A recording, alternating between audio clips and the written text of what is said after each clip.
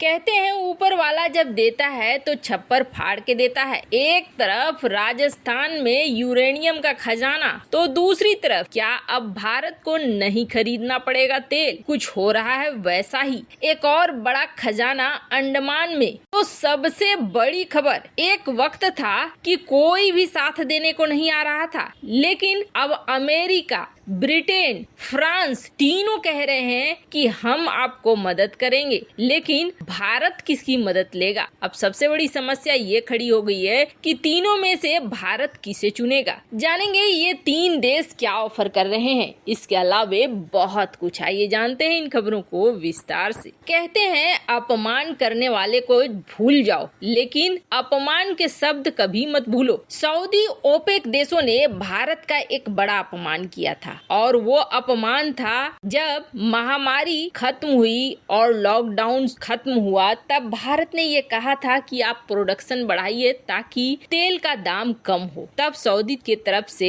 एक बड़ा ही घटिया, जो कि राजनीतिक तरीका नहीं था बोलने का, जिसके लिए भारत की तरफ से आपत्ति भी दर्ज कराई गई, उस लाइन का इस्तेमाल किया था। उन्होंने कहा था कि अगर भारत को सस्ते में तेल चाहिए तो लॉकडाउन के समय जो रिजर्व करके रखा हुआ है उसको इस्तेमाल कर ले, हमसे सस्ते तेल क्यों मांग रहे हैं। दरअसल ये बात हुई कैसी थी? तो हुई ऐसी थी कि जब लॉकडाउन था तब सऊदी अरब से भारत ने और ओपेक देशों से भारत ने बहुत तेल खरीदा था और रिजर्व रखा था। हालांकि उस समय सस्ते तेल मिल भी रहे थे, पर भारत ने ये एक तरह से मदद भी की थी, क्योंकि उस वक्त अर्थव्यवस्था सऊदी और ओपेक देशों की बंद हो रही थी। भारत खरीद करके उनकी मदद ही कर रहा था। पर जब लॉकडाउन हटने के बाद भारत ने प्रोडक्शन बढ़ाने को कहा तो उन्हें ये जवाब मिल गया, जिस पर भारत ने आपत्ति भी जाहिर की थी। लेकिन सबसे बड़ी मुश्किल ये थी कि आपत्ति करके भी आप क्या कर लोगे, इसलिए क्योंकि भारत दुनिया के उन देशों में आता है जो 80% तेल खरीदता है, यानी तेल की हमें जरूरत है। डीजल है, पेट्रोल है, क्रूड ऑयल से बनने वाले अन्य उत्पाद हैं, हमें हर तरीके से इसे खरीदने की जरूरत है। और सबसे बड़ी चीज और थी कि रूस से इसे लेना एक काफी लंबा प्रोसेस था। यही वजह था कि भारत शुरू से रूस से बहुत कम तेल लेता था, 0.2%। ये बहुत कम होता है, लेकिन आज की डेट में ये हो गया है 18%। पर क्या पता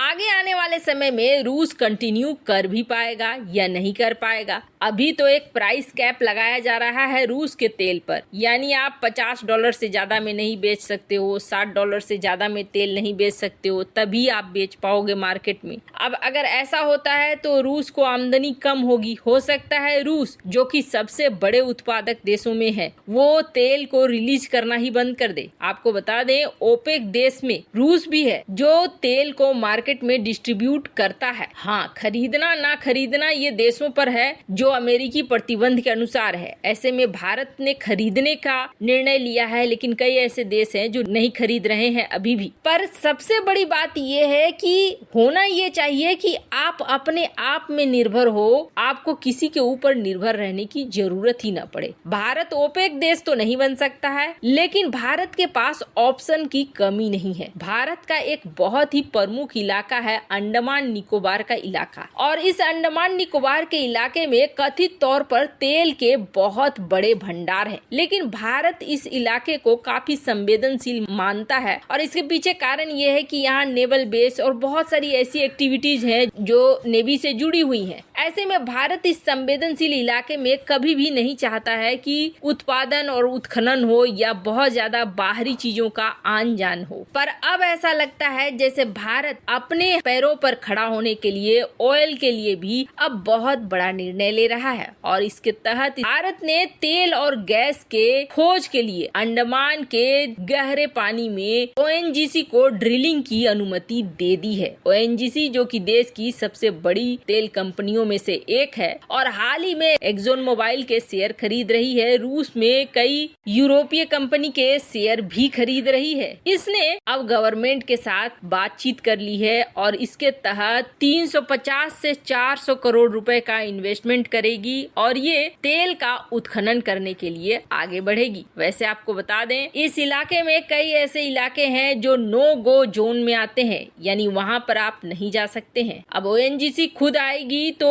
उसके साथ साथ थर्ड पार्टी के फॉरेन कंपनीज भी आ सकते हैं। इसी रिस्क की वजह से अब तक सरकार नहीं देती थी परमिशन, लेकिन कुछ खास क्षेत्रों के लिए अब परमिशन दिया गया है। यानी भविष्य में भारत को तेल अब अपने ही देश में मिलने के चांसेस बहुत ज्यादा हो गए हैं। खैर, जहां एक तरफ भारत हर दिशा में आत्मनिर्भर बनने के ऊपर कदम उठा रहा है, एक के बाद एक जितने भी आप कदम देखेंगे भारत उसी क्षेत्र में उठा रहा है, तो अब परिस्थिति भी ऐसी हो गई है कि दुनिया भर के देश भारत की मदद करने के लिए आ रहे हैं। जब ऑकूस की डील हुई थी तब ये कहा गया था कि ब्रिटेन ऑस्ट्रेलिया के साथ अमेरिका अपनी हाई टेक्नोलॉजी को साझा करेगा, इसलिए इस गठबंधन को अलग से बना रहा है, क्वाड वगैरह जैसा नहीं बना रहा है या भारत को शामिल नहीं कर रहा है। ये बात भी सही है। अमेरिका ने कभी भारत को हाई एंड टेक्नोलॉजी दिया ही नहीं है। भारत ने कई बार हाई एंड टेक्नोलॉजी लेने की कोशिश भी की है तो अमेरिका ने मना कर दिया है, और अमेरिका न सिर्फ खुद बल्कि अन्य देशों को भी मना करता रहा है भारत को अच्छी टेक्नोलॉजी, प्राइम टेक्नोलॉजी देने से।